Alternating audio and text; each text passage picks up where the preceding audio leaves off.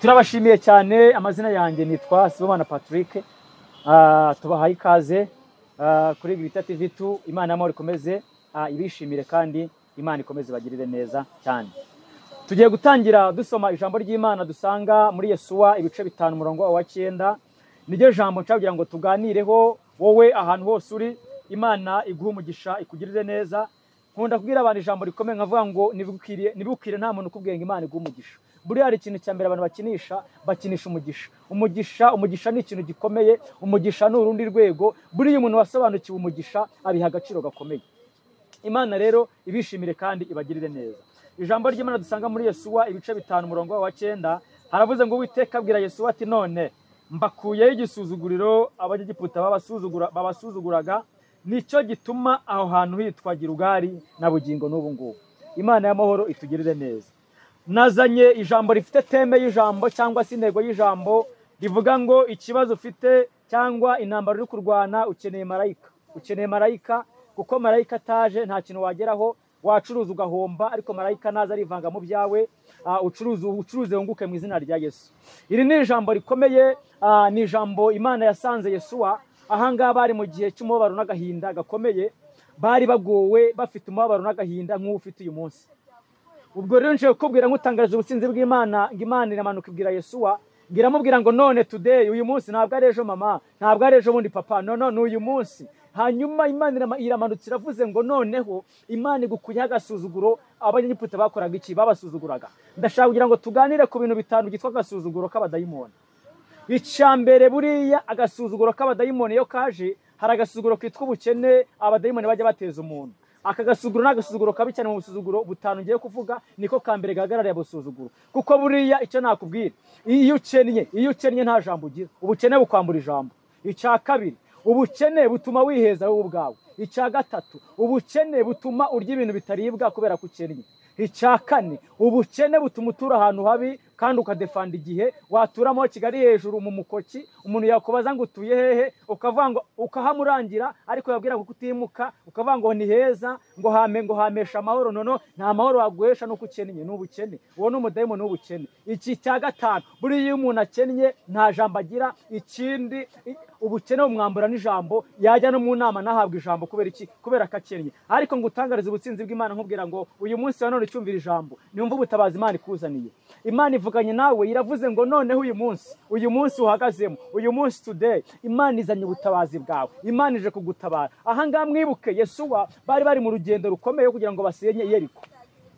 Buriya iteka ryose ufite Yeriko iri imbere yawe. Ahangaha Yesuwa ngo akomeza kugenda bigiye imbere, ngo Abanyegiputa barevye babona amabara bakurikira. Hanyuma ngo Imana imanura ibwira Yesuwa, iramubwira ngo mwebwe mugende muzenguruke 7, Yeriko muri iri imbere irariduka, iravaho iriduke, hanyuma mwambuke mugende.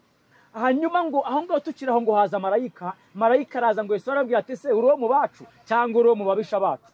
Hanyuma ngo marayika aravuga ngo ngende marayika utumwe n'Imana kugira ngo nze mbafashe urugamba murimo kurwana. Nje kubwira mama, urugamba ufite marayika araje. Papa, intambara uri kurwana marayika araje. Ahangaha ngo marayika araje, ntabwo imirindi y'Abisiraheli cyangwa se kwirirwa bazenguruka by'Abisiraheli ntabwo ari byatumye Yeriko iriduka, mubimenye cyane. Ahubwo marayika yaraje ngo ahita ajya mu gikuta, ngo yicomeka mu gikuta. Amaze kwicomeka mu gikuta, ubwo bazenguruka marayika agenda anyeganyeza igikuta akijegeja kugira ngo gikore iki? Kiriduka. Naho imirindi y'Abisiraheli uburyo bazengurukaga ntabwo byari gutuma Yeriko ivaho. Niyo mpamvu nkubwiye ngo Imana izanye marayika mu madeni ufite kugira ngo yishyurwe. Imana izanye marayika mu bucuruzi bwawe kuko urimo urahomba. Imana izanyemo marayika. Bari bazi ko usebye, bari bazi ko umwayi, ariko ngutangariza ubutsinzi bw'Imana. Ucumvira ijambo, umva ngo uhanurire mama, umva ngo uhanurire nkubwira ngo Imana ikuzaniye marayika ku buzima bwawe. Ntacyo kibaye, ntabwo ugisebye, ntabwo ucandavuye, ntabwo bakigusetse, kubera ko Imana y'amahoro izanye marayika ku buzima bwawe. Muri kwa kuzenguruka kw'Abisiraheli, marayika ngajya mu gikuta ngo arazegeje, marayika ze kuzegeje ibiri kukugora, marayika zegeje uburwayi ufite, marayika asohoye diabete umaranye iminsi, marayika asohoye ibirwara umaranye iminsi mu mubiri wawe. Mutangariza ubutsinzi bw'Imana nkubwira ngo uyu munsi wa none Imana yohereje marayika wayo kugira ngo anyeganyeze ibikugoye mu izina rya Yesu. Ahangaha ngo bazengurutse ngo Yeriko irariduka. Yeriko imaze kuriduka ngo Yesu aritegereza abona Yeriko ishobora kugarukaho.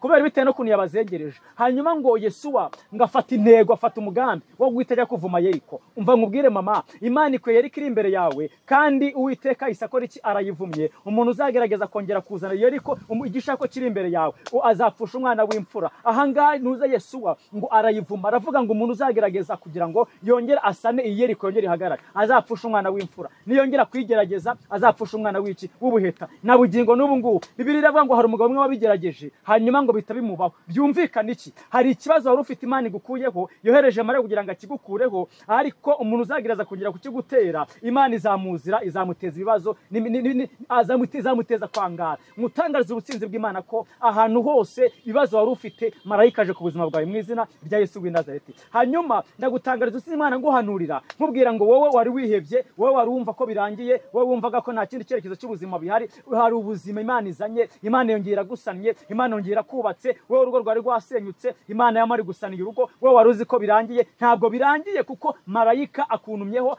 amubwira ngo ninkubwire ngo marayika aje mu kibazo wari ufite mu izina rya Yesu w'i Nazareti. Ndakubwira ngo kumwara ntabwo kimwaye, uhumura, kuko Uwiteka ikibazo cyawe Imana ikivanzeho mu izina rya Yesu w'i Nazareti. Ahangaha Yeriko ngo yararidutse, imaze kuriduka bakomeza urugendo, bakora iki? Baragenda. Wowe wari uzi ko ibyo bitejwe cyamunara, ntabwo bwitweje cyamunara. Mutangariza ubutsinzi bw'Imana ko marayika aje ku buzima bwawe, uko byagenda kose marayika aje kukugirira neza, marayika aje kugutabara. Abantu bari bazi ko ugiye kwangara, mama ntabwo uzangara. Mutangariza ubutsinzi bw'Imana ko kwangara bitakibaye, kuko Uwiteka yivanze mu byawe. Urubanza rumwe uraburana, wari uzi kuri butsindwe. Mutangariza ubutsinzi bw'Imana ko marayika aje kuburanira, kandi uratabarukana itsinzi. Abantu bari bazi ko ugiye kumwara, abantu bari biteguye ko bagiye kuguseka, ariko ngo utangarize ubutsinzi bw'Imana ko baramwaye, bakozwe n'isoni. Zaburi ya 86 ibice umurongo waho wa 17 haravuze ngo unyereke ikimenyetso cy'ibyiza. Haleluya! Ndafashijwe kugira ngo abakibona bamware, bakorwe n'isoni, bamenye ko Uwiteka utabaruka mariki ukamara umubabaro. Mutangarize ubutsinzi bw'Imana. Hari abantu bagiye kumwara kubera ko Imana igutabariye igihe. Imana igutabara utari wamwara mu izina rya Yesu w'i Nazareti.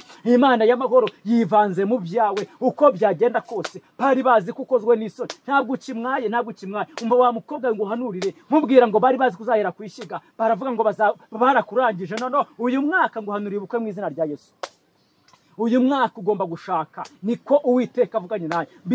Mutangariza aya magambo, nkubwira ngo guseba ntabwo bikibaye, kuko Imana yivanze mu byawe. Imana yohereje marayika kugira ngo azanyeganyeze ibyari bikugose mu izina rya Yesu w'i Nazareti. Ndashaka ko dusengana Imana, ndashaka kugira ngo dufate akanya dusenga Imana. Ariko wumvaga ko birangiye, ntabwo birangiye, none ahubwo biratangiye, ugiye kubaho neza. Mbese hari abantu bari bazi ko ugiye guseba, bagiye kumwara mu izina rya Yesu w'i Nazareti. Imana igutabanze babe bagihari kugira ngo babone ko wasenze Imana. Imana ikugirire neza, kandi Imana ikwishimire mu izina rya Yesu neza. Tugiye gusenga Imana, duhamagara Imana. Ariko mu kibazo ufite, humura, Imana iraje mu kibazo cyawe. Imana ije ku buzima bwawe, ntabwo ugishenya urugo rwa Imana. Imana yongera rwubaka. Wabonaga ko byarangiye, ku mugabo wawe bamugutwaye byarangiye, ariko ngo utangarize ubutsinzi bw'Imana. Ucyumva rino jambo ngo uhanuriye, nkubwira ngo niwongere ugire urugo ruzima mu izina rya Yesu. Hanyuma Imana ikugirire neza, kandi Imana ibishimire. Imana y'amahoro ikomeze ibagirire neza. Tugiye gusenga Imana, ariko wowe ucumvira ijambo wizere. Buriya nkunda kubwira abantu, nkababwira ngo gusenga utizeye ni nko kotsa ikigori ku itoroshi. Byumvikana iki? Wowe fata kwizera, uzamure kwizera. Ibi bintu Imana izabikora iki? Izabikorera mu izina rya Yesu. Ariko wowe wabaraga mu nda, ngutangariza ubutsinzi bw'Imana ko Uwiteka yohereje marayika yo kugira ngo avure mu nda yawe mu izina rya Yesu. Imana ikwishimire kandi kugirire neza. Reka dusenge Imana. Imana ibamere umugisha, bagirire neza. Mbifuza kugira ngo mukora share, comment, subscribe. Imana izajya iduhana umugisha mu izina rya Yesu w'i Nazareti. Imana ibagirire neza. Uri data wa twese mwiza, uri Imana ishoboye, uri umwami ugira neza bugacya bukira. Halasti umunsi umwe ngo wanyuze mu mudugudu bita Nayini. Ahangaha ngo uhageze ngo asanga umupfakazi. Cyambere yari umupfakazi, kabiri yari afite umwana umwe w'ikinege. Abantu baramusekaga, abashungereje bari benshi. Ahangaha ngo uhageze ngo wowe ntago wita ku byo bakoze, ahubwo wowe ngo ukora ku kiriba. Abantu bacikoreye barahagarara. Aya masaha wakora ku burwayi umuntu afite, aya masaha wakora ku madeni umuntu afite, aya masaha wakora ku bihombo umuntu afite, bikongera bikabaho, akongera akaba muzima mu izina rya Yesu. Hanyuma turagushimiye cyane, komeza amamare kandi izina ryawe rikomeze ryamamare ku bantu. Remera abantu amashimwe, bongere bagushime. Wabari bakamutse, wongere ubashyiremo, wongere ukangure ubwenge bwa, bongere ubagire bazima mu izina rya Yesu. Turagushimiye, habwa icyubahiro. Twavuga byinshi, reka tuvuge bike, ibyinshi bikore mu izina rya Yesu. Urakoze kuri Imana, mva gusenga mu izina rya Yesu Kristo. Amen, amen. Imana ibamugisha kandi turabakunda. Imana ibishimire. Amen.